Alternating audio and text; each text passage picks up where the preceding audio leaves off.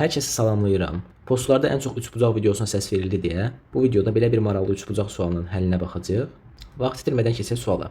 Deməli sualda bizə ABC bərabər tərəfli üçbucağı verilib. Üçbucağın daxilində bir P nöqtəsi götürülüb. AP məsafəsi 3-dür, BP məsafəsi 4-dür, CP məsafəsi 5-dir. Buna görə bizdən AB parçasının uzunluğu soruşulur. Baxın, burada 3, 4, 5 sizə nə isə deməlidir. Bilirik də burada 3-ün kvadratı üstəgəl 4-ün kvadratı bərabər 5-in kvadratına. Yəni əgər biz 3, 4, 5 şəklində bir üçbucaq əldə eləsək, o zaman baxın bu bucaq 90 dərəcəyə bərabər olacaq. Amma hal-hazırda bu üçbucağı əldə etmək mümkün deyil. Ona görə mən bunu silirəm. O üçbucağı yaratmağa çalışacağam. Bunun üçün nə edirəm? Baxın, bu bərabər tərəfli üçbucaq olduğuna görə bunun AB, AC və BC tərəfləri bir-birinə bərabərdir.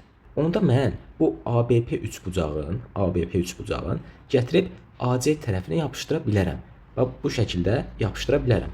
Nəyə görə? Çünki onların zaten bir ortaq tərəfi var. AB və AC bir-birinə bərabərdir. Ona görə mən bu üçbucağı gətirib bura yapışdıra bilərəm. Gəlin bunu edək. Baxın, eyni üçbucağı gətirib bura yapışdırıram. Baxın, gördüyümüz kimi ABP bucağı kör bucaqdır. Bu P nöqtəsi gəlir bura keçir. Yəni bura P' deyəcəm. P'.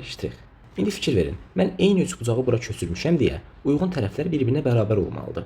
Yəni bu tərəfin uzunluğu 3-dürsə, bu tərəfin uzunluğu da eyni ilə 3 olmalıdır. Yazaq 3. İndi fikir verin. Bərabər tərəfli üçbucağın hər bir bucağı 60 dərəcədir. Əgər mən BAP bucağına alfa desəm, onda PAC bucağı 60 çıxılsın alfa olmalıdır ki, ümumi bucaq 60 dərəcəyə bərabər olsun. İndi baxın, axı bu iki üçbucaq bir-birinə konqruent idi, düzdürmü? Çünki bunu mən eynisini gətirib bura yapışdırmışdım. Onda bunların uyğun bucaqları da bir-birinə bərabər olmalıdır. Yəni PAB bucağı alfadırsa, onda P'-AC bucağı da alfaya bərabər olmalıdır. Yəni burada alfadır.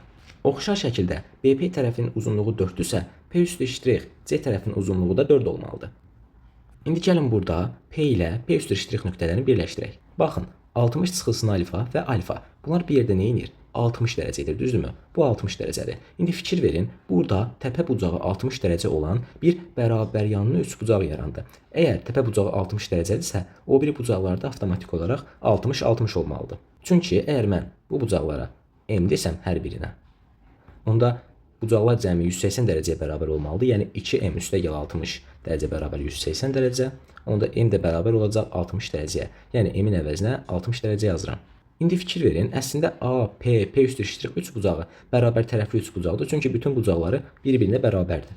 Onda əgər bu bərabər tərəfli üçbucaqdırsa, bütün tərəfləri bir-birinə bərabər olmalıdır. Əgər iki tərəfi 3-dürsə, onda üçüncü tərəfin də uzunluğu 3-ə bərabər olacaq.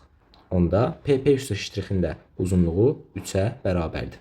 İndi baxın, P'-C üçbucağına fikir verin. Yaşılların üstündən keçirəm.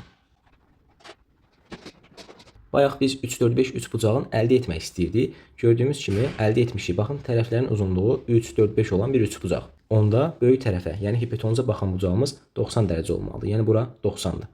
Gördüyümüz kimi bu AP'-C bucağımız 60 dərəcə, üstə gəlsin 90 dərəcə, yəni 150 dərəcəyə bərabər olur. Biz axı eyni üçbucağı gətirib buraya yapışdırmışdıq.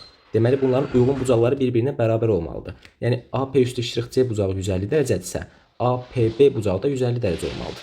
Onda burada 150 dərəcə yazıram. İndi gəlin APB üçbucağında kosinuslar teoremi tətbiq edib AB-nin uzunluğunu tapaq. AB-nin kvadratı bərabər olacaq. AP-nin yəni 3-ün kvadratı, üstəgəl 4-ün kvadratı, çıxılsın 2 vur 3 vur 4, kosinus 150 dərəcə. 3-ün kvadratı, üstəgəl 4-ün kvadratı, çıxılsın 2 vur 3 vur 4, kosinus 150 dərəcə. Bərabərdir 9 üstəgəl 16, çıxılsın 24, vurulsun kosinus 150 də mənfi kosinus 30-dur. Mənfi kosinus 30 dərəcə. Bərabərdir 25, mənfi ilə mənfi müsbət yaradır. Üstəgəl 24 kosinus 30. Yəni 25 üstəgəl 24 vur. Kosinus 30-da kökdə 3 bölünsün 2-dir. Bərabərdir 25 üstəgəl 12 kök altında 3. Yəni aldıq ki, AB-nin kvadratı bərabərdir 25 üstəgəl 12 kök altında 3. Onda AB də bərabər olacaq. Kök altında 25 üstəgəlinsin 12 kök altında 3. Bizdən də elə AB-nin uzunluğunu istəyirdi. Doğru cavabımız kök altında 25 üstəgəl 12 kök altında 3. Bu qədər video faydalı oldusa kanala abunə olub videonu bəyənməyi unutmayın. Sağ olun.